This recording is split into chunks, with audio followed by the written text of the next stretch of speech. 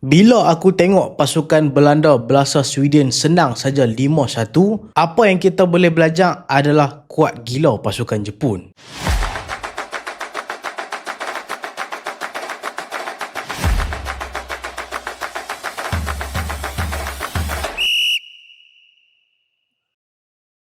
Assalamualaikum dan selamat datang ke Pala Bola Studio. So dalam video kali ni kita nak review game World Cup untuk part 1 untuk match week kedua. So kita nak review template macam dalam video lepas, iaitu Group A sampai ke Group F. 6 grup pertama dulu. Part 2 nanti kita akan sembang grup selanjutnya sampai habislah untuk match week kedua. So dalam minggu ni kita tengok ada beberapa pasukan yang dasarkan kelayakan ke next stage, macam pasukan tuan rumah macam US. Ada juga pasukan macam Jerman pun dasarkan kelayakan ke next round. So jom kita tengok satu-satu. Tapi sebelum tu macam biasa, Dr. Prin adalah rakan penaja kita sepanjang Piala Dunia dalam kempen Pala Bola World Cup 2026.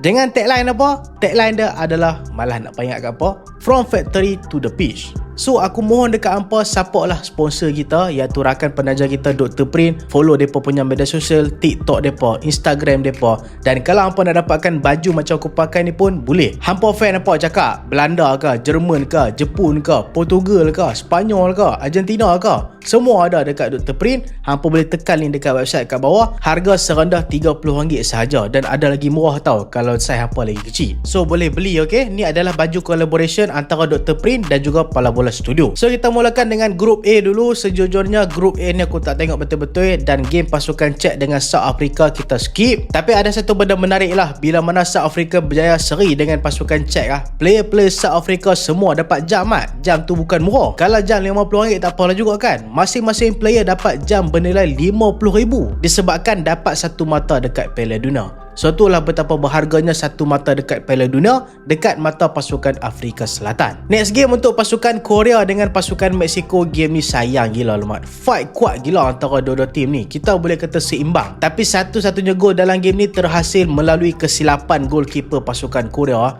Tu satu mistake yang memang tak boleh dimaafkan. Masa dalam dead ball, dapat bola dia dah tangkap, lepas tu dia pergi lepas bola. Lepas tu Romo boleh score play Mexico. Dan sebenarnya hujung-hujung game banyak gila peluang pasukan Korea untuk samakan kedudukan. Tapi walaupun dalam game ni Mexico tak pakai Ochoa, goalkeeper mereka pun still perform dalam game ni, buat beberapa save yang bagi aku save dekat line tu antara save terbaik dalam competition kali ni. So Mexico boleh menang 1-0 dengan pasukan Korea Selatan, tapi Korea pun still ada chance lagi lah. Sebab next game Korea akan lawan dengan pasukan Afrika Selatan yang kalau kita tengok atas kertas pasukan yang paling lemah dalam kumpulan ni. Aku harapkan Korea jangan tolong kalahkan pasukan Afrika Selatan dalam last game, sebab mana tahu kod-kod pasukan Czech buat kejutan kalahkan pasukan Mexico. Sebab Mexico dah lepas, aku takut mereka pakai second team saja. So kemungkinan kalau Czech menang, Korea Selatan terciduk dengan Afrika Selatan, Korea Selatan boleh upset. So untuk grup B pula, Switzerland dengan Bosnia, sayang lah mak game ni. Grup ni sebenarnya antara grup yang paling membosankan. Aku tak tengok, tapi sayang grup ni minggu ni lah yang paling banyak gol. Bila Switzerland boleh bantai Bosnia sampai 4-1 dan Qatar kena bantai dengan pasukan Kanada sampai 6-0. Dan dalam game Kanada dengan Qatar, masa ni Jonathan David jadi pemain kedua dalam tournament kali ni yang buat hat-trick selepas Lionel Messi hari tu. Tapi bagi aku highlight dalam game ni bukanlah kad merah yang pasukan Qatar dapat, bukanlah 6 gol yang pasukan Kanada skor, tapi adalah kecederaan Ismail Kone,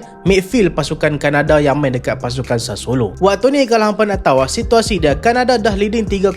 So sepatutnya situasi tak intens pun antara kedua pasukan. Patutnya boleh je main relax. Cuma mungkin player pasukan Qatar agak emosi, iaitu Madibo, midfield pasukan Qatar tu. Dia pikuih kaki player pasukan Kanada iaitu Ismail Kone. Kita nampak macam macam simple je, tapi bila kawan tu terjatuh, kita tengok bila gambar dekat, dia punya kaki macam tak ada tulang mat, patah. So bila kaki dia patah, sayang lah, sebab game lepas masa Kanada seri dengan pasukan Bosnia, dia man of the match tau. Dan kita dah dapat info dah berapa lama Ismail Kone ni akan diketepikan. Dia akan diketepikan dalam tempoh rasanya 5 ke 6 bulan. So aku rasa tu satu tindakan yang bodoh daripada player pasukan Qatar iaitu Madibo. Dia pun kena red card sebab tackle dia macam tu. Punca dia dah lah baru muda lagi, 24 tahun, dia baru nak bina kira, tapi sayang kena tackle macam tu. Kalau dia balik pun kita harapkan dia boleh balik ke prestasi asal dia. So tahniah pasukan Kanada, solid win dengan pasukan Qatar. Tapi kita tengok last game agak tough untuk pasukan Kanada sebab akan lawan dengan pasukan pilihan iaitu Switzerland. Dan mungkin pasukan Bosnia boleh buat kejutan ataupun Qatar boleh buat kejutan dalam last game. Mana-mana pasukan menang mungkin akan boleh bagi cabaran. Tapi aku rasa Qatar kalau contoh even mereka kalah dengan Switzerland sekalipun,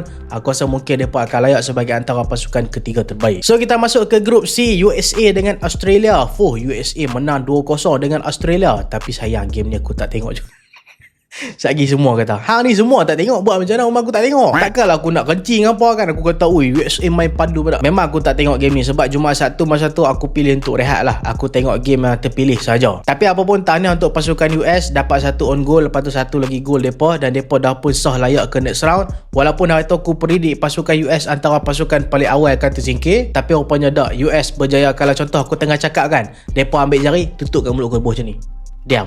Tak cakap pasal US. Macam tu lah US buat. Kita tak nafi, mereka antara kandidat yang solid juga dalam World Cup kali ni. Dan lagi-lagi main dekat home sendiri pula kan. Mungkin faktor main kat home sendiri itulah bagi pengaruh besar untuk pasukan mereka. Next game Turki dengan Paraguay. Game ni aku tengok. So kalau hampa tengok game ni sebenarnya adalah upset besar lah untuk pasukan Turki. Tapi aku dah expect dah. Aku dah cakap dah sebelum ni, Turki kalau dalam tournament besar, jangan bagi harapan sangat. Sebab aku dah tengok prestasi mereka dekat Euro hari tu. Euro 2021 ke 22 tak ingat. Tapi masa yang mereka dianggap sebagai antara the biggest dark horse tu, masa tu mereka barai. Sejak tu aku tak letakkan mereka sebagai dark horse dah. Masuk mana-mana competition punyalah susah. Kalau hampa tengok sebelum masuk World Cup lah, yang iring play-play Turki tu, sekali bah kereta penuh jalan. Kali lalah mereka tak skor gol langsung dalam 2 game. Hari tu kalah dengan Australia, kali ni kalah dengan Paraguay pula 1-0, goal to goal awal. Apapun walaupun kita kata Turki memang dominate dalam game ni, Paraguay just bergantung dekat counter attack saja. Tapi benda yang sama Turki kena tau, iaitu satu,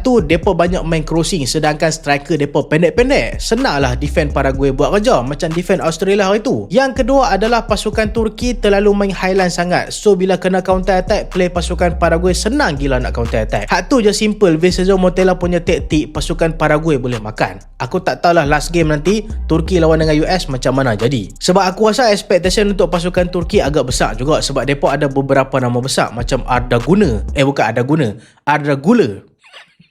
Karim Artukoglu, lepas tu Kenan Yildiz, Hakan Kahanoğlu. Kita boleh kata play-play Turki memang solid gila masuk dalam tournament kali ni. Tapi sayang, lawan dengan pasukan Paraguay, lawan dengan pasukan Australia, dalam 2 game sahaja mereka buat lebih daripada 60 shot, tapi sebiji pun tak masuk. Walaupun kita tengok, 60 shot takkan tak masuk satu. Kalau hang tengok game baru hang faham. Sebab hang tengok jenis-jenis shot mereka, shot yang pelepas diri saja. Dan Almiron jadi pemain pertama yang kena red card disebabkan cakap tutup mulut. Nasib baiklah Gyökeres tak skor lawan dengan Belanda. Kalau tidak kena red card sebab celebration dia kan tutup mulut dan gurau-gurau. Tapi Almiron lah jadi pemain pertama. Masa tu dia bergaduh dengan play Turki, dia cakap sikit tutup mulut, play Turki mengadu, terus kena red card. Ramai jugalah kritik keputusan pengadil bagi red card disebabkan benda ni. Tapi kita semua dah aware, yang mana FIFA pun dah beritahu dengan jelas peraturan sebelum masuk Piala Dunia. Antara peraturan terbaru adalah kalau hang tengah bergaduh, hang tak boleh tutup mulut. So mungkin Almiron terlepas, dia tutup mulut, terus kena red card. Walaupun tak tahulah dia cakap apa. Mungkin dia bukan tutup mulut sengaja, kot mulut dia busuk ke apa kan, tak bergigi, tapi sayang dia kena red card. By the way, ni adalah grup D ya. Silap aku terlepas, patutnya kita sembang Brazil dulu. Grup D ni aku rasa menarik gila last game. Tapi aku rasa game terakhir bukan fokus dekat US, sebab US dah pun layak dan akan lawan dengan pasukan Turki yang dah pun tersingkir. Dan game terakhir aku rasa semestinya perhatian adalah antara pasukan Australia dan juga Paraguay. Senang cerita, siapa menang akan layak sebagai top 2 ataupun seri, ataupun kalau seri Australia yang akan layak disebabkan beza gol different. Kita masuk ke next game pula, iaitu grup C, pasukan Scotland lawan dengan Morocco. Aku expect dalam game ni pasukan Morocco akan membantai pasukan Scotland. Sebab hari tu lawan dengan pasukan Haiti pun kita tengok Scotland agak struggle juga. Tapi kali ni kita boleh tengok semangat daripada play-play pasukan Scotland memang agak bagus. Tapi sayang, mereka kena gol awal daripada Ismail Sabri. Ismail Sabri lah kan? Aku tengok RTM Klik cakap Ismail Sabri.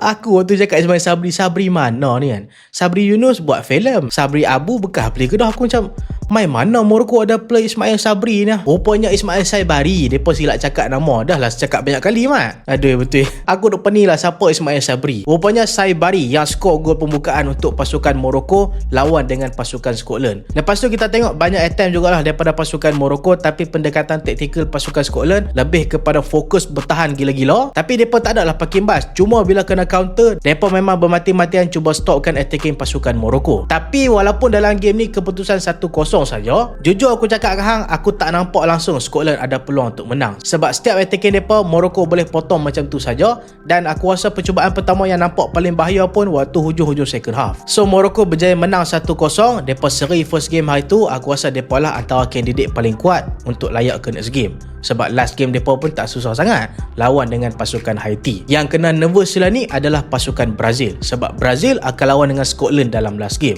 Walaupun atas kertas kita tengok Brazil dengan Scotland, mestilah Brazil. Tapi kita tak boleh rendahkan mana-mana pasukan dalam Piala Dunia. Bila sembang pasal Brazil, dalam game lepas Brazil ada keputusan yang mengecewakan seri dengan pasukan Morocco. Ramai salah faham dengan aku bila aku kritik pasukan Brazil. Ramai kata, apa hang expect? Morocco mat. Aku pun tahu Morocco tu padu, ranking nombor 7 dunia. Tapi paling kurang dalam game lawan dengan Morocco tu, aku nak tengok gameplay pasukan Brazil teratur. Even kalau kalah ke ataupun seri ke, kita nampaklah Brazil tu ada sistem yang baik, tapi tak nampak dalam game lepas. So lawan dengan pasukan Haiti ni sebenarnya benda tu berlaku juga tau. Sebab gameplay attacking pasukan Brazil nampak agak terabak juga. Tapi disebabkan kurang quality technical player pasukan Haiti, Brazil boleh skor 3 gol dalam game ni. Sebelum tu Rafinha ada jugalah skor, tapi sayanglah gol tu offside. Kalau kita tengok front three pasukan Brazil ada perubahan sikit. Sebab hari tu Igor Thiago main, memang dia tak jadi langsung. Kali ni Matheus Cunha main gantikan Igor Thiago. Vini kat kiri, Rafinha kat kanan. Rafinha walaupun skor, tapi bagi aku dia agak tenggelam sikit lah kalau kita compare dengan Vini dengan Cunha.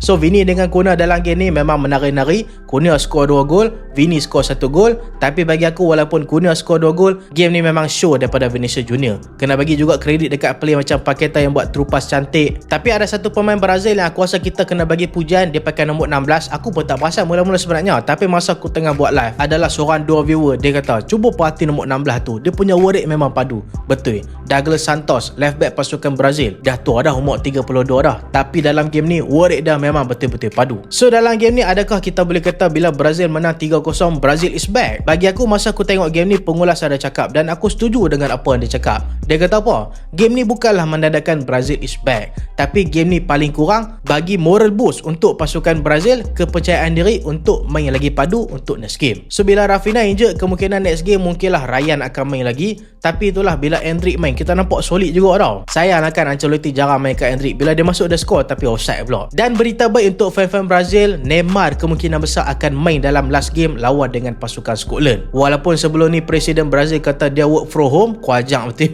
Kuajak betul lah kan Presiden Brazil kata macam tu. Tapi kemungkinan besar Neymar akan main dalam game terakhir lawan dengan Scotland. Tapi aku rasa bahaya juga game tu kalau dia nak main, sebab game tu high intensity. Sebab game tu must win game untuk pasukan Brazil tu. Selain nak menang dengan pasukan Scotland, mereka juga cabar nak duduk dekat top group supaya lawan dekat round 32 nanti lagi mudah. Kita masuk group E pula. Game antara Ecuador dan juga pasukan Curaçao. Sorry aku tak tengok, tapi sekali lagi Ecuador mengecewakan aku lah. Sebab aku letak mereka ni antara pasukan top tau, yang akan mengejutkan kita semua. Tapi rupanya mereka tak kejutkan kita semua, mereka kejutkan aku saja. Sebab benda tu memang mengecewakan. Last game lawan dengan Ivory Coast, mereka tak bolos. Lepas tu lalah kali kena last minute gol Ahmad. Lawan dengan Curaçao ni sayang, mereka ada peluang, mereka dominate game 30 shot, tapi sayang keeper pasukan Curaçao pula perform dalam game ni. Dalam game yang pertama kita tengok keeper pasukan Cape Verde, Vozina, dia perform sampai famous. Lepas tu kali ni keeper pasukan Curaçao, Eloy Room, dia buat 15 save dalam satu game. Memang gila mat. Bukan dalam satu tournament, 15 save tu dalam game ni saja. Dan kalau hang tengok save yang dia buat tu memang gila. Ada one on one dengan Ener Valencia, macam-macam shot yang bahaya dalam game ni dia boleh save. So kita boleh tengok menarik juga World Cup kali ni, sebab banyak keeper-keeper yang underrated boleh perform. Tapi kita tengok game tumpuan dalam grup ni, iaitu Jerman dengan pasukan Ivory Coast. So dalam game ni memang Jerman masuk sebagai pasukan pilihan lah. Bantai Curaçao 7-1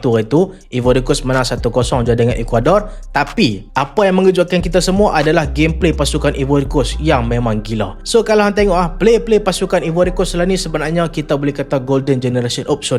Aku tak mau sebut golden generation. Sekejap tiba-tiba Roberto Martinez jadi manager pasukan Ivory Coast pula kan. Bukan boleh kira dia tu kan. Dengar golden generation je nak latih. Belgium nak latih, Portugal nak latih, lala kali hancur. Tapi memang kita boleh tengok play pasukan Ivory Coast lah ni. Ivory Coast gunakan banyak generasi muda, lagi-lagi dekat bahagian serangan. Belah kanan Ahmad baru 23, belah kiri Yan Diomande baru 19 tahun. Lepas tu striker Antoine Boni, striker pasukan Inter, baru 22 tahun. Dan ada seorang play yang betul-betul menarik perhatian aku, iaitu Chris Inau Ulai. Dia ni pemain muda baru 20 Singleton main dekat pasukan Trabzonspor. Kalau hampa tengok dekat Ivory Coast pakai jersey nombor 26. Bagi aku gameplay dia cantik gila dalam game ni. Beberapa kali juga makan midfield Jerman, walaupun midfield Jerman lagi besar daripada dia kecil saja mat. Dan sepatutnya memang Ivory Coast ada peluang untuk clearkan game ni lagi awal. Depa ada banyak chance dalam game ni tapi gagal untuk skor. Kalau hang tengok gol KC itu pun sebelum tu amat miss chance, tapi nasib baiklah dapat dekat KC boleh skor. Tapi sayanglah Jerman buat beberapa perubahan masa second half. Masa first half memang kita tengok defense pasukan Jerman nampak agak berhati-hati. Bila tengok macam tu Nagelsmann kata okey, tiba masanya untuk kita keluarkan senjata utama kita, Rudiger. Masuk Rudiger, hang tengok Ivory Coast payah gila nak attack tau masa second half. Dan sebenarnya game changer adalah Deniz Undav. Bila Deniz Undav jadi striker pasukan Jerman, senang je dia skor gol dalam game ni. Bukanlah nak kata sangat kat Kai Havertz tu, tapi Havertz memang teruk dalam game ni. First touch barai, dia tak ada nak buat first time finish lah. Dia mesti kalau bola sampai kat dia nak tahan dulu. Masalahnya tahan barai, lepas tu nak skor ke load. Dan Leroy Sané, Sané seorang lagi. Aku tengok kan, kalau contoh kalau kat Liverpool waktu musim lepas, Sané ni macam Gakpo. Bukanlah macam Gakpo kat World Cup. Gakpo kat World Cup lagi padu daripada Messi dengan Ronaldo. Tapi Gakpo kat Liverpool macam tu lah Sané. Execution tak ada, dia just main dribble saja dan nampak macam dapat main pakai kabel. Dan sebenarnya waktu 1-1 bila Deniz Undav skor tu, Ivory Coast ada peluang nak skor gol kemenangan. Waktu tu Nicolas Pepe dah dribble cantik dah. Sup-sap, makan tah. Tolak bola ke depan, one on one dengan Rudiger. Dia cut sikit ke kiri, dia passing dekat Adingra.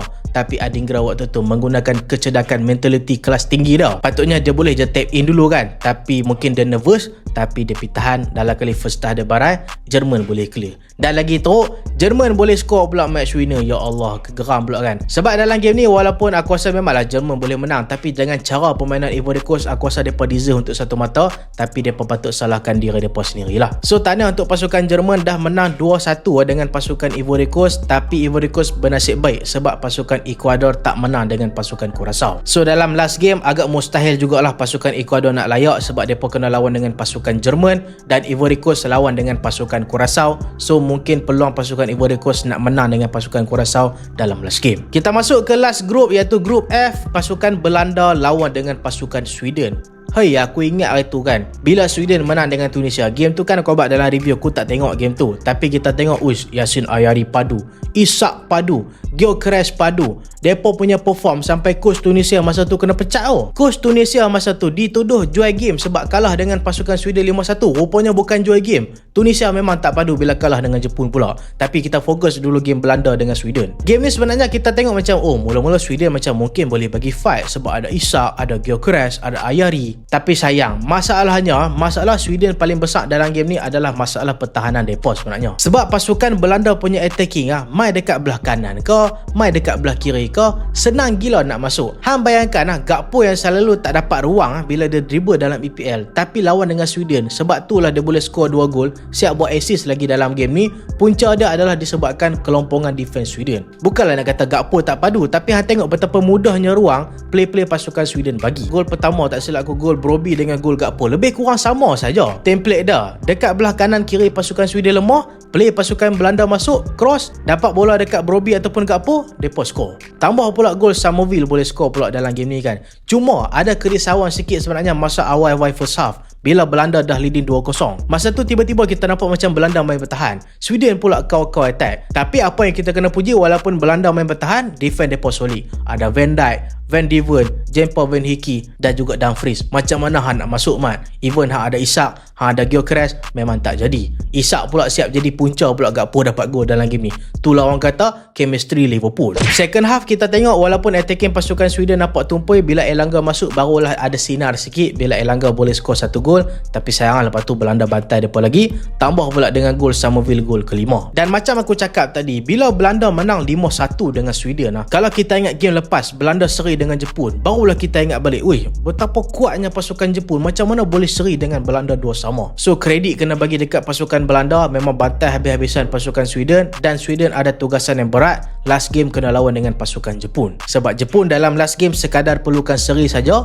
untuk lepas sebagai pasukan top group. Bila sembang pasal Jepun, kita masuk dalam last game dalam video kali ini, iaitu Jepun lawan dengan pasukan Tunisia. So sebenarnya ramai ada expect yang Tunisia akan kena bantai dalam game ni bila tengok performa Tunisia lawan Sweden hari tu. Dan dan performance Jepun lawan dengan Belanda. Dan memang expected Jepun boleh skor dengan gol daripada Daichi Kamada, tapi superstar dalam game ni adalah Ayase Ueda, striker pasukan Feyenoord. Dia skor gol cantik daripada luar kotak penalti, siap buat assist lagi untuk gol dan skor match winner lagi gol keempat. Bagi aku dalam game ni, kalau hang tengok jurang kekuatan pasukan Tunisia dengan Jepun memang jauh gila lah. Play Tunisia lagi-lagi nombor 8 Tunisia tu geram betul aku kan. Lambat sangat buat decision. Play Tunisia masa depa attack sebenarnya depa ada ruang tau, tapi depa selalu lambat sangat nak exploit. Dan play Jepun memang agresif gila tutup ruang. Bukan setakat play Jepun agresif gila tutup ruang, play Jepun juga agresif juga untuk menyerang. Dan paling best kalau Tunisia ada peluang menyerang, depa selalu kena perangkap offside. Sebab itulah kita tengok Jepun kali ni depa bukan pasukan Jepun macam edisi lepas. Edisi lepas pun padu juga, tapi edisi kali ni aku rasa macam lain macam sikit Jepun. Mungkin depa boleh jadi salah satu pasukan kejutan. Aku rasa Jepun kalau boleh pergi quarter ataupun semi pun bagi aku dah cukup terkejut dah. So apapun tahniah untuk pasukan Jepun sebab berjaya menang dengan pasukan Tunisia 4-0.